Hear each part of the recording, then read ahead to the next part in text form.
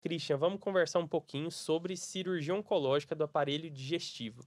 Quais são as áreas de atuação? Quais são as cirurgias aí mais comuns que tem? O que tem visto aí na prática para quem quer escolher essa área de atuação? Eu acho que hoje, né, a gente está falando de câncer, que é uma doença altamente prevalente no nosso meio e que a gente tem uma incidência cada vez maior em pacientes mais jovens, né, infelizmente. Então, é um tipo de doença que a gente está na prática do tratamento, né, do paciente como um todo, né, e a parte cirúrgica, ela é muitas vezes mandatória, né. Então, é uma área que no aparelho digestivo a gente vai falar até falo para os pacientes praticamente, do pescoço, né, do esôfago, né, até a região do reto, do ânus, né. Então é uma área muito vasta, né, o aparelho digestivo, principalmente pensando na parte oncológica. E infelizmente tá, né, entre todas as doenças, todos os cânceres que a gente tem hoje, tá entre as mais prevalentes, por exemplo, o câncer coloretal, Sim. né, dentro do aparelho digestivo é o tipo de câncer mais prevalente, cada vez, né, mais aparecendo em pacientes mais jovens e que a gente tem visto, né, que quanto mais precoce a gente faz diagnóstico, mais precoce a gente consegue tratamento e efetivamente até chegar a um tratamento curativo para esses doentes. Então, é um tipo de formação, né, que eu acho que o aparelho digestivo sim traz, né, uma formação de tratar tanto doenças benignas quanto, né, as doenças malignas, mas é uma formação que se estende não só, né, pela residência. Eu acho que ela vai se estender mais em cursos, Sim, né, em um fellow, né, para que você tenha mais contato, seja cada vez mais direcionado, né? Antigamente, né, era o cirurgião geral, fazia tudo, tudo. né? Cada vez mais isso foi se ramificando, cada vez mais sendo especialista naquilo. Depois tem o cirurgião, né, específico de um órgão, mas eu acho que cada vez mais tem que ser isso, né? Porque as doenças elas são cada vez muda-se o tratamento, muda-se a proposta de tratamento para esses doentes, e eu acho que cada vez você tem que ficar mais e mais e mais especializado para você conseguir fazer o tipo de tratamento melhor e propor o que tem de melhor para o doente, né?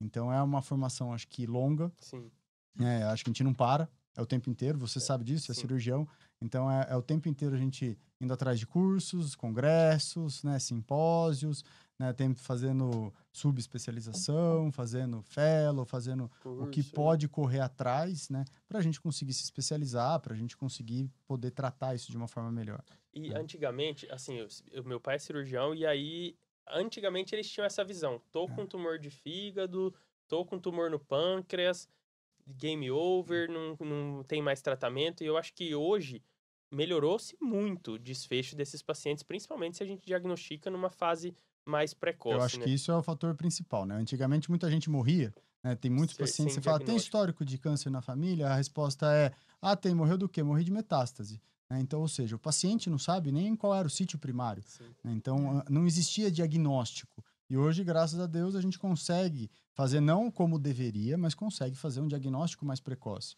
E diagnosticando mais precoce, a gente consegue dar o tratamento, né, mais assertivo, associado a condições hospitalares, a tecnologia, né? A gente consegue fazer cirurgias que antigamente eram cirurgias que duravam 12 horas, você não saberia como que o paciente ia sair, né? Hoje a gente consegue fazer uma cirurgia em menos tempo, com melhores respostas, com o paciente voltar para casa muito mais cedo, né? E realmente propor um tratamento Reabilitar curativo, mais precoce, né? sem dúvida nenhuma, né? E Isso doutor não. Christian, qual é os principais desafios que o senhor sente na abordagem desse tipo de câncer? Por exemplo, câncer de cabeça de pâncreas, é muito comum. Quais os principais desafios que o O senhor tem principal, diante? na verdade, é o diagnóstico, tá? Por quê? O diagnóstico, hoje a gente sabe que 10% dos pacientes que chegam com câncer de pâncreas ao médico, eles chegam por uma proposta de tratamento, tá? Geralmente, 90% dos pacientes já chegam com uma doença avançada, Sim. sem proposta de tratamento. Então, o maior desafio que a gente tem nesses doentes é conseguir fazer um diagnóstico. Então, tem pacientes, muitas vezes, que acham, né, num achado de exame. Então, o paciente foi fazer uma tomografia, um cálculo renal, e achou um tumor na cabeça do Sim. pâncreas. Um tumor pequeno. Quando acha nesse estágio, é uma coisa que a gente consegue correr atrás e consegue tratar. Mas, infelizmente, não é. Né? Para o câncer de pâncreas, hoje, a gente não tem, né, um rastreio. Então, a gente não tem como fazer um screening na população e falar, tem que fazer população de 40 anos fazer colonoscopia para a prevenção do câncer coloretal. Perfeito. Mas para o câncer de pâncreas, a gente não tem. Para o câncer de fígado, a gente não tem. A gente tem sim os fatores de risco. Então, doenças genéticas, né, doenças hereditárias, síndromes hereditárias, que a gente vai sim aí fazer uma pesquisa maior nesses pacientes, fatores de risco para doenças do fígado, como hepatites virais, né, uma cirrose, hoje em dia a doença hepática gordurosa. Então, a gente tem alguns fatores de risco que levam a gente até fazer um screening, um rastreio maior nesses pacientes. No caso do pâncreas, a gente vai pensar em síndrome genética, síndromes hereditárias, que a gente possa ir atrás disso. Mas na população geral, esses pacientes acabam não tendo como fazer um rastreio fazendo um screening da doença. Então, acho que hoje o maior, né, desafio para isso é, né, conseguir fazer o diagnóstico. E o tratamento, quando a gente pensa também no tratamento cirúrgico desses doentes, a gente tem, né, algumas modalidades de cirurgias que existem mais riscos, que têm mais complicações, mais tempo de internação, consequentemente fazer com que o paciente fique mais suscetível a infecções e que também vira, né, um desafio o pós-operatório, né, do cuidado com esse doente. E sabe de uma coisa que eu fico pensando? Porque às vezes a gente às vezes conversa com a população do tipo, olha, vamos pensar nos sinais do câncer de pâncreas, mas eu acho que talvez seja muito mais interessante a gente chamar a atenção do médico que tá ali no pronto-socorro Sem dúvida. ou que tá ali fazendo atendimento clínico e não do cirurgião geral. É do clínico do posto, é do médico de ambulatório, de começar a pensar, esse paciente é tabagista de longa data, tá com uma dor abdominal, a gente não sabe o que é, por que não pedir uma tomografia para esse paciente? Entendeu? Eu acho que às vezes até a forma de encaminhar, né? Exato. Muitas vezes passa um paciente lá que está com anemia e está perdendo peso, né? Esse paciente ele vai receber sulfato ferroso ali no pronto-socorro e é dado alta para esse doente, né? Então eu acho que muitas vezes você não conseguir fazer o diagnóstico no pronto-socorro, que eu acho que não bem, tem que exato. fazer diagnóstico em pronto-socorro, né, de doença crônica, vamos dizer assim, Mas dá um destino mas pro você paciente. ter um encaminhamento para uma investigação alerta. desse Sim. doente, eu acho que é o principal, né? Que tem que ter esse alerta, né? Então, quais sinais de alertas? Pensando em doença, né, oncológica, eu tenho que pensar em perda de peso, anemia, inapetência. Então, os pacientes que começam a ficar mais fadigados, sem uma causa, né, bem definida, esses pacientes eles merecem uma investigação, né? De um contexto geral, né? Claro que cada órgão vai ter alguma manifestação um pouco diferente da outra, mas na maior parte das vezes, né, pensando em pâncreas principalmente, o diagnóstico, quando tem sintomas, já é de uma doença não, né, tão inicial. Então, já é um paciente que já vai ter provavelmente um outro tipo de proposta de terapia.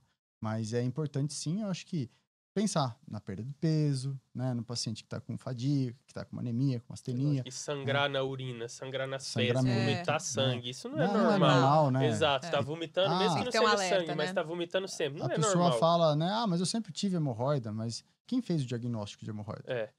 Exato. Ela mesma fez E o o médico diagnóstico que de fez, ele hemorroida. te examinou? Exato. Isso deve ser hemorroida. Exatamente. Então, isso é o clássico, né? O paciente fala, eu sempre tive hemorroida. Mas quem viu que tem hemorroida? Alguém me falou, tá, mas e aí?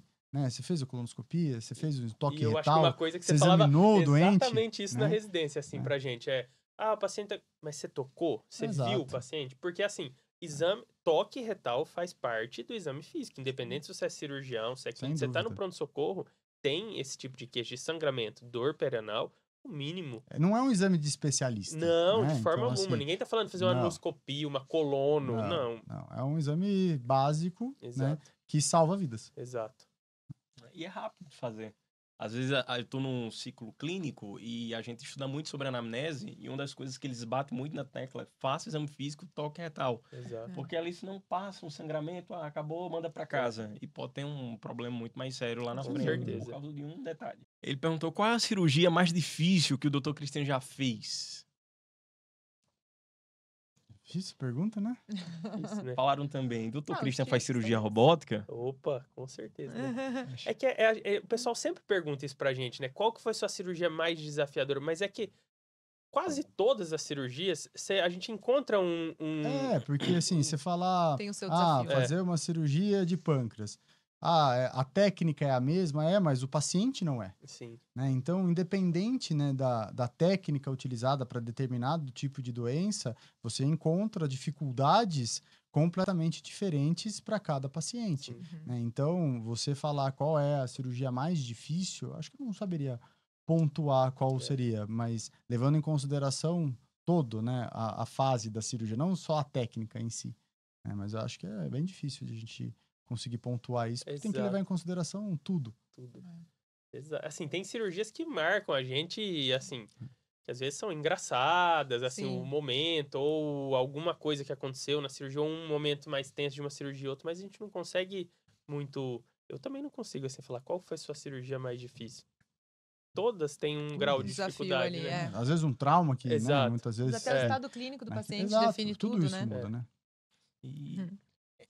em relação à evolução da cirurgia hepática, por exemplo, como é que a cirurgia minimamente invasiva contribuiu para uma melhor qualidade pós-cirúrgica do paciente? Você sentiu? Eu acho que assim, hoje com a cirurgia minimamente invasiva, tanto a videolaparoscopia quanto a cirurgia robótica, foi um avanço muito grande, tá?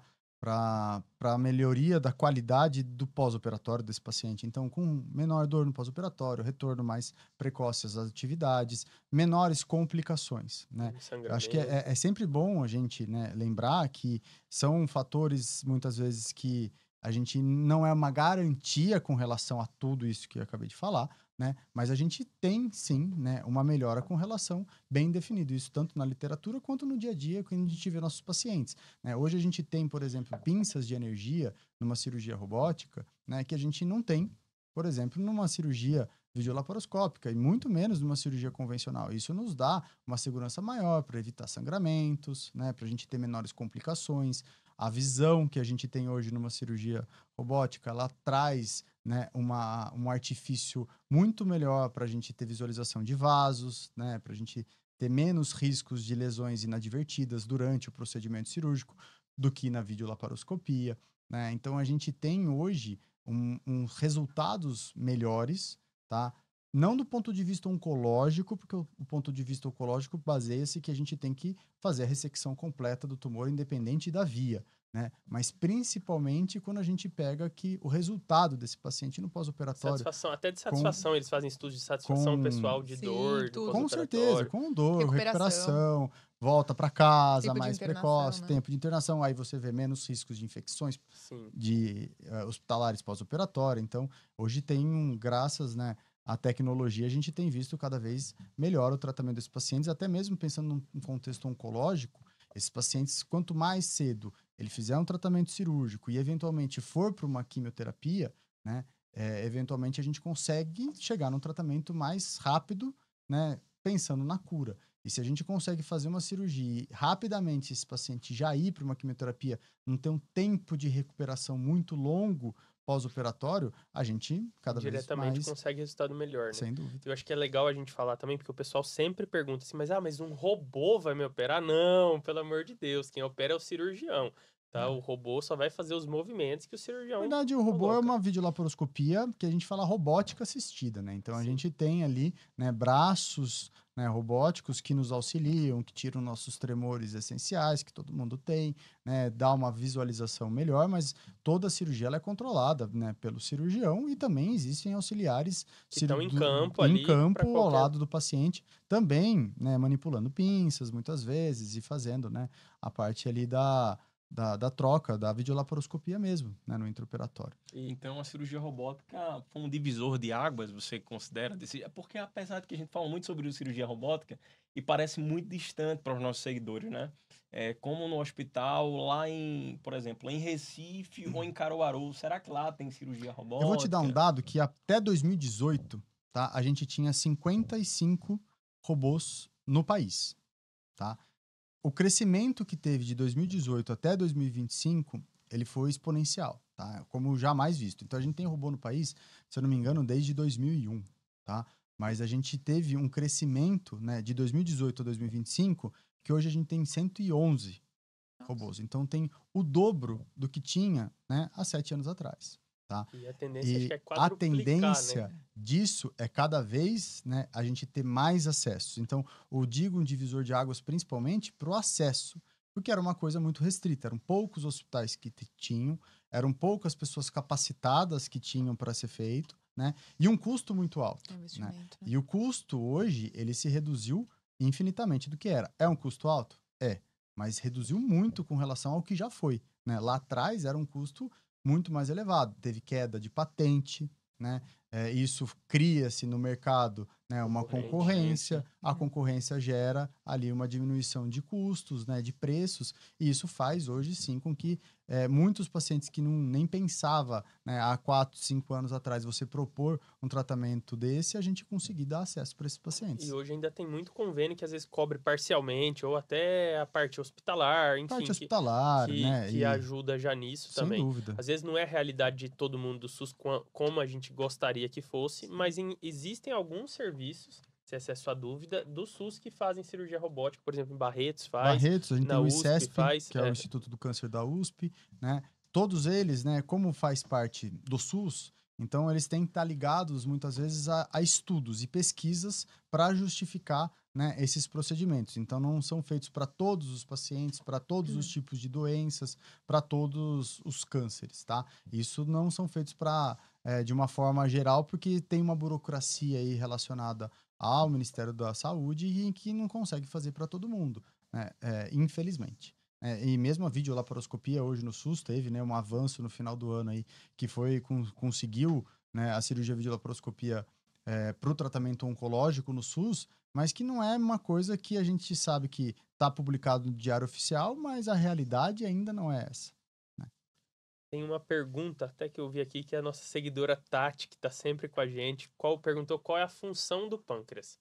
O pâncreas ele tem duas funções. Ele tem a função endócrina e a função exócrina, né? A função endócrina, por exemplo, produção de insulina, tá? Então a gente consegue ter controle dos nossos níveis glicêmicos, tá? E a gente tem a função exócrina do pâncreas, que é uma função digestiva. Então a gente produz alguns tipos de enzimas, né, que nos auxiliam na digestão, principalmente de proteínas, gorduras, tá? E alguns tipos de vitaminas associadas quando a gente tem a bile, para a gente absorver. Então, ela tem uma função tanto digestiva, que é a função exócrina, quanto uma função endócrina, como a produção de insulina.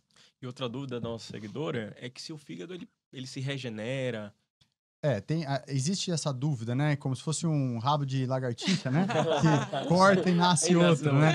Então, isso é uma dúvida, Será que uma é? dúvida frequente dos pacientes. Ah, então corta o lado direito, ele vai crescer de novo. Não é. Não é bem assim, né? A gente sabe que o que existe é uma hipertrofia, tá? Do lado em que não foi ressecado. Então, por exemplo, você tira o lado esquerdo, né? Todo o sangue que ia para o lado esquerdo, ele vai acabar indo para o lado direito. Então, a gente tem uma hipertrofia, né, desse lobo hepático. Então, a gente tem um aumento, sim, daquela função daquele lado do fígado, mas um aumento da função, não que ele vai voltar a ser o tamanho que era quando a gente resseca. Isso não. Mas a principal questão do fígado é quando a gente resseca, a gente não pensa só pelo tamanho, mas pela área funcional daquele fígado, né? Então, a gente não tem que pensar se ele é grande, se ele é pequeno, mas o quanto que vai ser tirado, o quanto que vai ficar, que vai continuar funcionando e o quanto que potencialmente pode crescer em termos de função. É como se ele trabalhasse 6 horas por dia, agora vai trabalhar 8. Se você pudesse, agora começou a residência de cirurgia, se você pudesse dar um recado para quem está começando a cirurgia geral agora, o que você daria? Você faria alguma coisa de diferente da sua residência? O que você acha que é legal para o R1 de cirurgia? Eu acho que a residência de cirurgia, ao longo do tempo, ela foi tendo uma queda, tá, na qualidade, acho que em todos os serviços, principalmente por algumas exigências com relação a horários semanais, né?